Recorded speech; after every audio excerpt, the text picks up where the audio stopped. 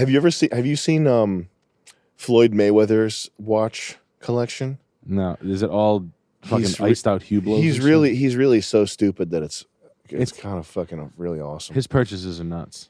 So those watches, the bust down watches, when you cover them in diamonds, you actually lower the value because you're carving away at the authentic watch, like cutting holes in it in a way that's not like factory authentic. You're like cutting holes in the thing and then putting whatever shitty diamonds from your shitty jeweler in there. So he's done that. He has all these super expensive, nice watches that are bust down, like ghetto blinged out. And he's like, I know you're not supposed to do this, but I like to shine. I just want to shine. Oof. It's really funny watching. You know what all these boxers need? A dickhead white guy like me or you to be like, hey, Floyd, we're not doing that today. Yeah. Go back in the ring, and we're gonna box today. This shit's getting out of hand. Like you need to tighten your shit. You know what you guys need? You need, honest to God, I'm saying this honestly. You need a scrutinized white guy that will make fun of you to no end if you buy this dumb shit. Look at that monstrosity. Like that the TNT. Money Team Hublot. Yeah. There's a really funny video of him walking out of a Rolex boutique, and he remembers, as the media is interviewing him, he remembers that he's a paid Hublot representative. So he's coming out of the Rolex boutique, and they're like, Floyd, what'd you get? He's like, yeah, I just got this brand new Rolex, whatever, Yachtmaster 2. This thing's fire. Hey, yo, peace. And then he comes back and he goes, but actually, I forgot that Hublot is actually the premier brand, is the best watch you can buy is Hublot. So that's nice, too. The cameraman must have dropped his camera and left. Can you go to YouTube and search for that? Actually, that's so funny though. It's really poor funny, Floyd Mayweather. His life is probably funny. We shouldn't make fun of him. It's probably just nonstop laughter. No, I said that year. I mean, we pitched that to Adult Swim years ago. That all I want to do is like scrutinize rappers' purchases. Scroll down. Like, what the fuck are you guys doing here, man? This shit's worthless. Maybe type in Hublot after the word Rolex. Hublot. Hublot. And scroll down. Right there. The first one. Top. Yeah. Hublot is the best. You have to check out this video. It's completely hilarious. For Floyd fuck's Mayweather sake. just bought this beautiful yellow gold Rolex Day-Date. But then he says this. Even though I got on this Rolex right here, Hublot is the best in the world, hands down. Said hands down. Have you ever been this confused in your entire life? How awesome is that? That is awesome, though. I would like to be in that position. I'm jealous as shit to be like, oh yeah, by the way, fuck his Rolex. life is probably super funny, man. He should have taken the Rolex off and thrown it. We're like, oh shit. And then I'm like, yo, go long. Like telling one of your boys to like go long and catch it. Like watching your boy catch a Rolex. Can you look something up, Chris? Can you go to chrono24.com and type in day date diamond bezel? Because I want that now. And I want to know if it's 100,000 or if it's 200,000. A 40? A 41 is it's not that expensive. I like the green one. That's nice. Can you type in 41 mm? Oh damn! Factory diamond dial and bezel, 56,000. Man, these things are not. People have moved on from the day date. I think people think it's dated. It is. It's not the watch right now anymore. It's gonna come. That's the watch for me, man. That's what I want. Vukum said, "Watch out for these specifically." Who? Vukum. In a good way or in a bad way? In a bad way. Because there's so fucking many of them. Really? Yeah, they're going to come down steep. Huh. They put a lot of these out into the street, man. Don't let fucking Rolex Rarity fool you. Like, they pump. They say, oh, no, yeah, okay, dude. Rolex ran at, like, let's just say 10 units a month per store. You scroll down? They pumped up for, like, 2 years to, like, 20 units a store. And they did some sneakies. I'm still getting it. It is the dopest watch. Jake has one. I know that it's. I do know that it's dated though, and it's also like the watch game has moved well past this design, and I don't care. I think all the new stuff is tacky. I think it's fucking a monstrosity. Oh, I think it's so ugly, garbage ass shit. The thing about Rolex is that the dial is the dials are always better. Yeah, and there's like if you look at a like an AP, they got the mega tapisserie dial or the regular tapisserie dial. It's there are things where there's like shit is off center.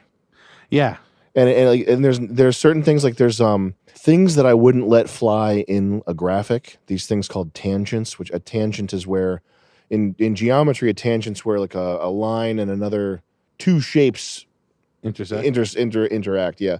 So in design terms, a tangent is where you have a the appearance of or not the appearance, but an unintentional interaction between two shapes, and it's something that if you start looking for it in designs that other people make, it'll drive you crazy because people just don't pay attention to this kind of thing. But look up, can you look up AP Brick? And this is a watch that I want, first of all, and go to images. I saw some before you say it. Not the AP.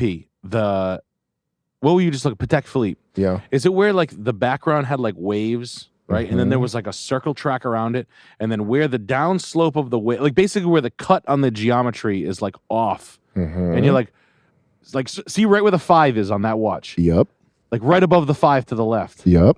That shouldn't be allowed. And then with the AP it looks like a it's asymmetric, like the 11 and the 1. Like right where the 11 is in the 1, that top shadow on the 3-dimensional figure in the background, or like that shit. Yep. Like that would bother me. That is what bothers me. Yeah. And this is a watch that I want, so it's not like I'm not just here. Click this one right here. It's a little more obvious when the subdials are black. It's just if you sort of squint, and when you if you focus your eyes on something, you get the same tunnel vision that motorcyclists and snipers try to avoid. Tunnel vision, right?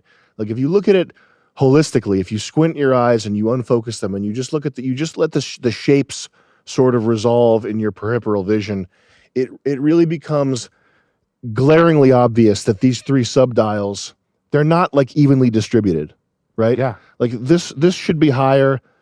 I don't even know if It's not. The weight of the 7 is different than all the other numbers. the visual, yeah, what the fuck? The visual weight of everything on this dial is weird. Yeah, the 8's fucked up, bothering me.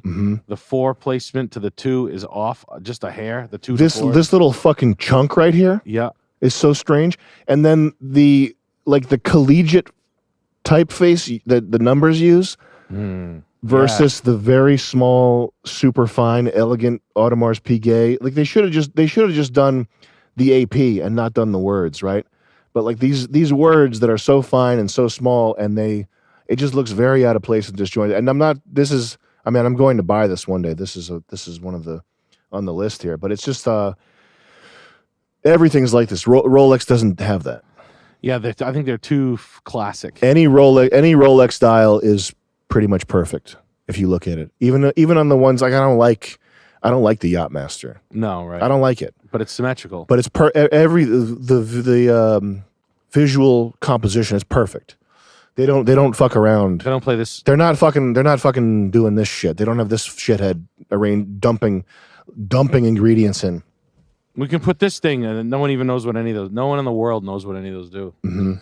There's not one person that can tell you what any of those secondary dials. So that's why I like, specifically why I like Rolex, is I think the dials are the most refined, just because they're probably the most. Well, no, they're not the most conservative. I mean, Patek is more conservative, but Patek is not as. They're expensive, aren't they? Pateks are very expensive, and I guess they're the top of the heap as far as the 3 big manufacturers, like not independents. Breitling, Tag Heuer, and Swatch, and Swatch and Hublot. Yeah, those are the 4 kings. Then below that is AP, Rolex, AP, and then Patek.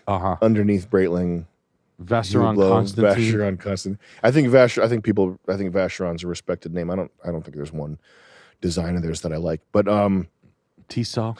But Patek doesn't have Patek's their designs are not they're not quintessential in the way that what I mean by that is, if you I wish Chris was here to fucking get the images going. The day date, if you close your eyes and you think gold wristwatch, yes, like Looney Tunes cartoon, like from when you were a little kid, what's a gold wristwatch? It's that day date. Yeah, it's the most classic. It looks good. Classic never really loses. When you go nuts, this stuff goes out of style like the fucking Dickens. Yeah, this is not a cool. Like if you showed up to a watch gathering with an AP brick, you'd be like, oh, see, that's that guy. He's got one of those. Okay, that's good. It reminds me of like the 09 to 24 to current car scene. Yeah. GT's more Ferrari, Lambo. Mm-hmm. Like it's out of control and there's too many faggots in the game.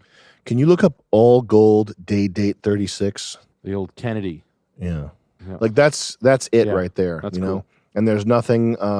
It's like an engineering thing where there's nothing you can add or subtract to it to make it. I mean, this might be. I think this is a new one because it has the crown in between Swiss made, but whatever. It's the same deal. Can you go to type in Patek Philippe in the search bar?